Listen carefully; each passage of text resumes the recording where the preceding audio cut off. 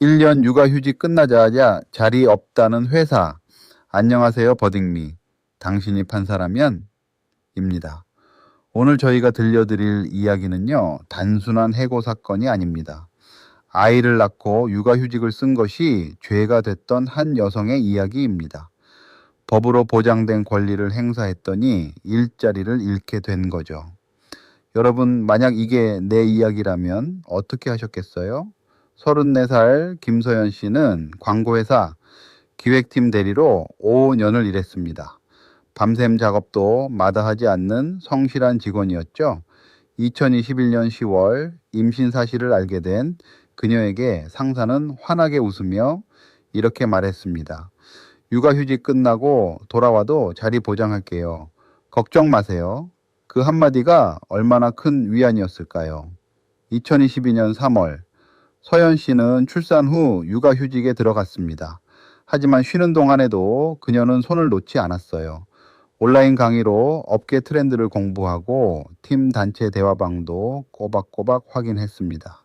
아기가 14달이 되자 어린이집도 알아봤어요. 2023년 3월 27일 복직일을 손꼽아 기다리면서요. 복직 2주 전 그녀는 회사에 공식적으로 복직 의사를 알렸습니다. 인사팀은 확인했습니다. 라는 짧은 답만 보냈어요. 그리고 복직일 주일 전인 3월 20일 저녁 7시에 문자 한 통이 왔습니다. 서연님, 죄송하지만 팀 구조조정으로 복직 자리가 없습니다. 퇴사 처리 논의가 필요합니다.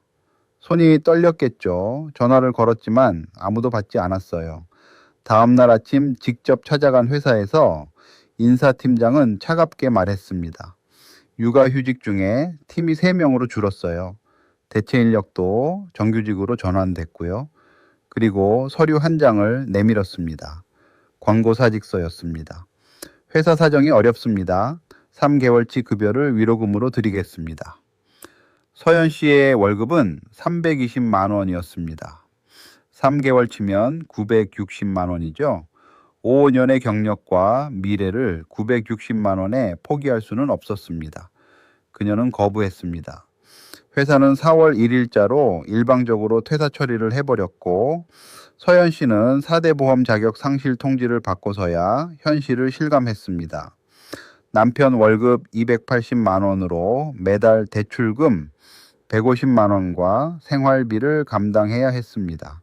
서연 씨는 고용노동부에 진정을 넣는 동시에 법원에 부당해고 무효 확인 소송을 제기했습니다. 그 소장, 그러니까 소장을 써 내려가며 그녀가 얼마나 많이 울었을지 저는 감히 상상도 못하겠습니다. 자, 이 사건의 핵심은 바로 이겁니다.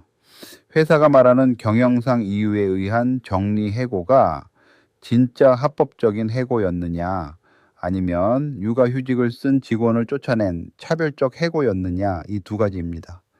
우리 일상으로 가져오면 이렇게 생각하시면 돼요. 회사가 어려워서 사람을 줄이는 건 어느 정도 인정될 수 있어요. 하지만 그 기준이 공정해야 하고, 줄이기 전에 다른 방법을 먼저 찾아야 하고, 특정 집단만 골라서 자르면 안 된다는 거죠. 법이 정한 이 세 가지 조건, 회사는 과연 지켰을까요? 먼저 서연 씨 입장을 들어볼게요. 육아휴직은 법이 보장한 권리입니다. 근로기준법이 남녀고용평등법이 명확하게 보호하고 있어요. 그 권리를 행사했다는 이유만으로 복직을 거부하는 건 차별입니다. 게다가 회사는 육아휴직 기간인 2022년 7월에 신입사원 2명을 새로 뽑았어요. 경영이 정말 어려웠다면 어떻게 신입을 채용할 수 있었을까요? 더 충격적인 건 서연 씨 자리를 메웠던 대체 인력이 2023년 2월에 정규직으로 전환되면서 팀장으로 승진까지 했다는 겁니다. 그 대체 인력이 하는 업무를 보면 서연 씨가 하던 일 그대로거든요. 회사는 다른 직무라고 했지만요. 그리고 재판 과정에서 전 팀장이 한 증언 기억하시죠? 육아휴직자는 아이 아프면 조퇴하고 야근도 못하니까요. 이 발언이 회사의 민낯을 그대로 드러낸다고 서연 씨 측은 주장했습니다. 반면 회사 측 변호인은 이렇게 맞섰습니다. 2022년 하반기 매출이 전년 대비 30% 감소했고 전체 직원 45명 중 7명을 감축했습니다. 기획팀도 6명에서 3명으로 줄었어요. 이건 특정인을 표적으로 삼은 게 아니라 전사적인 구조 조정이었다는 거죠. 신규 채용은 마케팅팀과 영업팀으로 매출 회복을 위한 필수 인력이었을 뿐 기획팀과는 직무가 다르다고 했습니다. 또 서현 씨에게 3개월치 위로금을 제안했으니 차별 의도는 없었다고 주장했어요. 여러분은 어느 쪽 손을 들어주시겠습니까? 지금 버딩미 블로그에서 직접 투표해 보실 수 있습니다. 여러분이 판사라면 원고 서현 씨의 손을 들어주셨나요? 아니면 회사의 경영상 해고가 타당하다고 보셨나요? 투표에 참여하신 분들께 실제 판결 결과가 공개됩니다. 과연 법원은 어떤 판단을 내렸을까요? 지금 바로 참여해 보세요. 결말이 생각보다 훨씬 드라마틱합니다. 자, 드디어 실제 판사는 어떤 결정을 내렸을까요? 재판부는 원고 서현 씨의 손을 들어주었습니다. 판결문은 이렇게 시작합니다. 육아휴직은 근로기준법과 남녀고용평등법이 보장한 권리이며 육아휴직 후 복직은 사용자의 의무다. 재판부가 지적한 첫 번째는 해고 회피 노력의 부재였습니다. 쉽게 말하면 해고하기 전에 다른 방법을 다 써봤냐는 거죠. 회사는 육아휴직 중에 신입 2명을 채용하고 대체 인력을 정규직으로 전환했습니다. 진짜 경영이 어렵다면 이런 조치와 해고는 앞뒤가 안 맞는 거예요. 거기다 서현 씨에게 다른 부서로 옮기거나 직무를 바꾸는 대안조차 제시하지 않았습니다. 두 번째는 해고 대상 선정의 불공정성이었습니다. 기획팀 6명 중 3명을 줄이면서 유독 육아휴직 중이던 서현 씨가 포함됐는데 근속 연수나 업무 능력 같은 객관적인 기준을 적용했다는 증거가 없었습니다. 재판부는 육아휴직 중이라는 사실이 해고 대상 선정의 주요 요인으로 작용했다고 봄이 타당하다. 판시했어요. 그리고 팀장의 증언, 육아휴직자는 조퇴가 잦고 야근이 어렵다는 그 발언이 결정적이었습니다. 남녀고용평등법 제19조 제3항은 육아휴직을 이유로 한 불리한 처우를 명백히 금지하거든요. 재판부는 회사의 행위가 이 조항을 정면으로 위반했다고 판단했습니다. 결론은 이렇습니다. 원고 복직 명령, 그리고 해고 기간 7달치 임금, 2,240만 원 지급. 회사는 항소하지 않았고 서현 씨는 2023년 11월에 복직했습니다.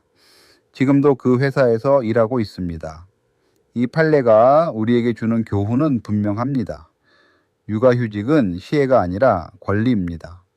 그리고 그 권리를 행사했다는 이유로 받는 불이익은 법이 용납하지 않는다는 거죠.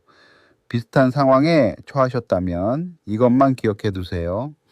첫째, 회사의 구두 약속도 문자나 이메일로 남겨두세요. 서현 씨는 운이 좋았지만 증거가 없으면 싸우기 어렵습니다. 둘째, 복직 의사는 반드시 서면으로 통보하고 수신 확인까지 받으세요. 셋째, 부당하다고 느끼시면 고용노동부 상담 전화 215로 바로 연락하세요. 무료로 도움받으실 수 있습니다. 알아두면 반드시 도움이 됩니다.